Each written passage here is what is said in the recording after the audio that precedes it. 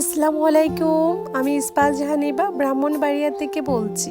কাছে এবং দূরে, দেশ এবং দেশের বাহিরে যে যেখান থেকে আমার আজকে ব্লগ ভিডিওটা দেখছেন, আশা করি আল্লাহর অশেষ মেহেরবানি আপনারা সকলে ভালো আছেন। আলহামদুলিল্লাহ আমিও ভালো আছি। নতুন একটা দিনে নতুন আরো একটা ব্লগ নিয়ে আপনাদের মাঝে হাজির হয়ে গেলাম। আশা করি আজকে ব্লগ ভিডিওটা আপনাদের কাছে কোনো না কোনো অংশ ভালো লেগে যাবে। সবাই স্কিপ না করে আমার সাথেই থাকুন। ঈদ তো চলে আসতেছে আর কিছুদিন, তো এর আগেই কিন্তু আমরা ঈদের টুকিটাকি কাজগুলো করে নিচ্ছি। তো এইগুলো কিন্তু আম্মা মেশিন এর মধ্যে গুঁড়া করতে দিবে, কারণ এগুলো দিয়ে পিঠা বানানো হবে। যার কারণে আম্মা এখানে পরিষ্কার করে আম্মা একা একা অনেকগুলো কাজ করতেছে, যার কারণে আমি আম্মাকে কিছু সাহায্য করে দিচ্ছি আজকে আমগুলো কেটে। তো আর যখন আমের সিজন থাকে না, তখন কিন্তু এই যে আমি সংগ্রহণ করা আমগুলো দিয়ে কিন্তু টক রান্না করে খেতে পারি। তো অনেক কিছু করা যায়, যার কারণে অনেকগুলোই কিন্তু আমি আম ফ্রিজের মধ্যে রেখে আর এই কাজগুলো শেষ করে একারে স্যুপ বানিয়েছিলাম, আর এখন বসে বসে সেটাই খাচ্ছি। আর স্যুপ কিন্তু আমার কাছে খেতে ভালো লাগে। দুপুরে রান্না বান্না করার জন্য সেখানে সবকিছু রেডি করে নিয়েছি। আর আমার বাসার সবাই কিন্তু আমার হাতে এই খাবারটা অনেক বেশি পছন্দ করে, যার কারণে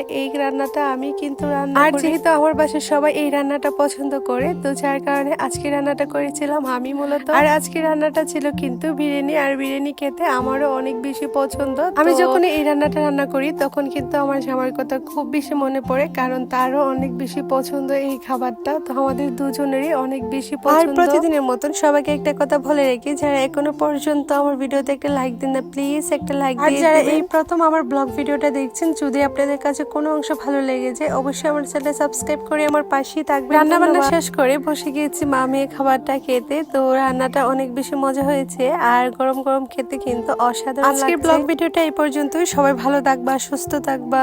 আল্লাহ হাফেজ।